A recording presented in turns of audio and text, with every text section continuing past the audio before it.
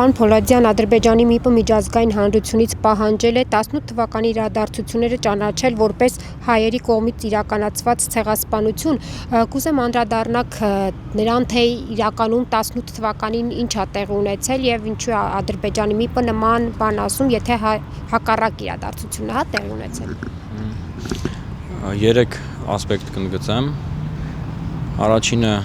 Ադրբեջանի ՄԻՊ-ը ցեղասպանություն բառն օգտագործելիս լավ կլիներ, որ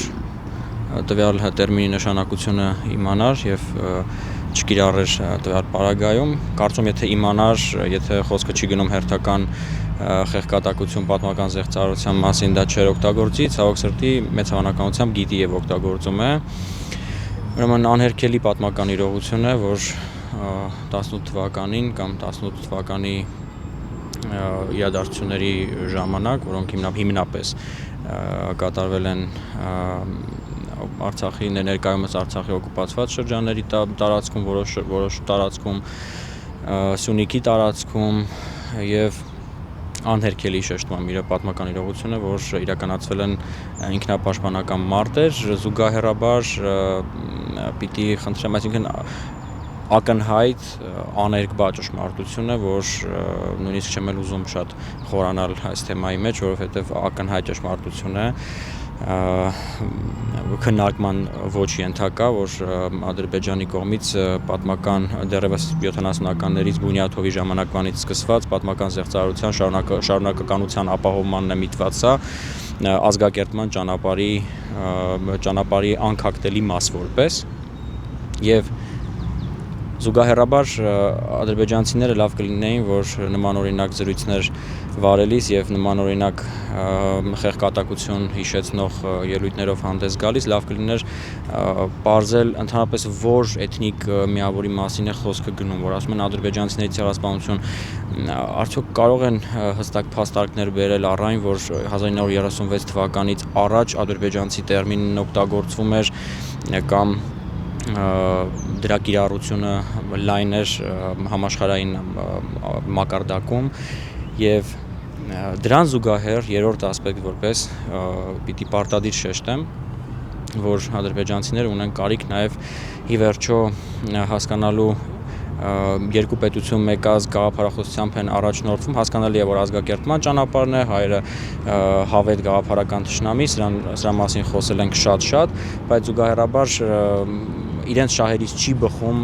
միմյանց լիապես ամբողջ ծավալով հակասող ուղղություններ որդեգրելը, չեմ կարող ասել, թե ինչպես է դա ստացվել, բայց ստացվել է, կարողացել են անել այնպես, որ մի ուղղությունը արտաքին ու ներքին քաղաքականության գաղափարական ուղղությունը անշուշտ միտված է երկու պետություն մեկ ազգ գաղափարախոսություն ընդլայնելուն եւ մյուսը այդ լիովին առանձին էթնիկ միավոր, լիովին առանձին ազգ լինելու գաղափարի արծարծմանը հանրահռչակմանն է ուղղված, սրանք միանշանակ հակասում են իրար, որովհետեւ Արցախում եւ Հայաստանի տարածքում նույնիսկ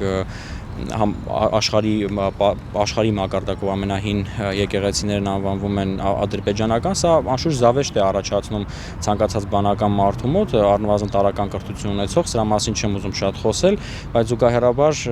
իրենց մեծ եղբայրները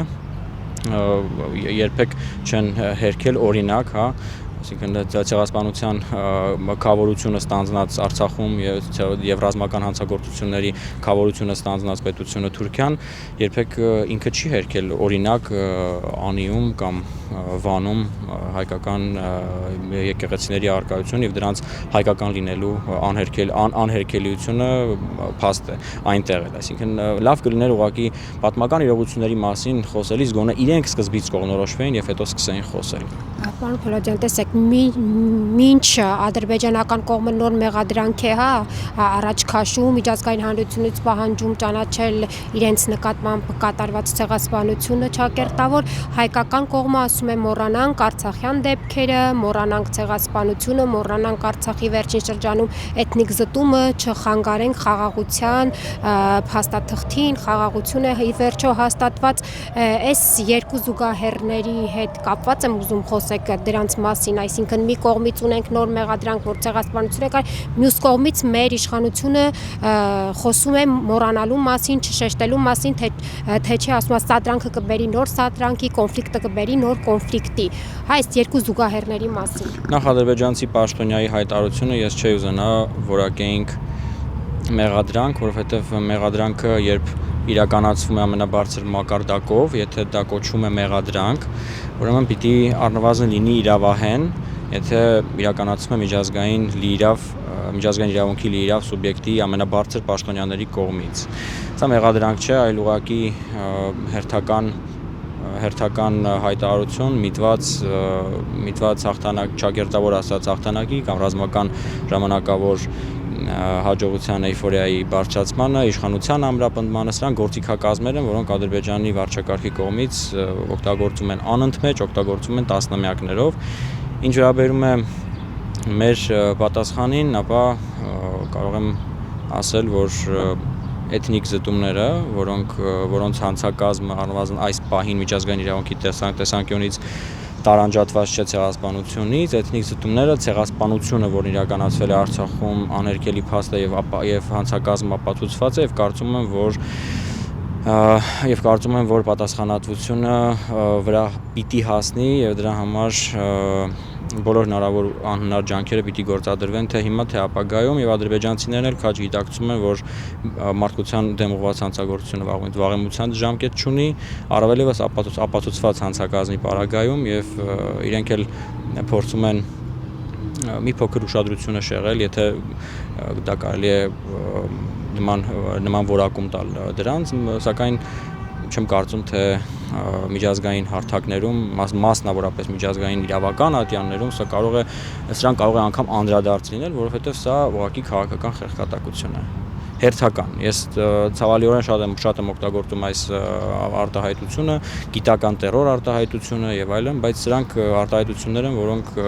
Ադրբեջանի արտաքին եւ ներքին քաղաքականության մասին խոսելիս անհնար է չօգտագործել ցավալիորեն։ Բաժանորդագրվեք Արմատ մեդիայի ալիքներին YouTube-ում, Facebook-ում, Instagram-ում եւ Telegram-ում։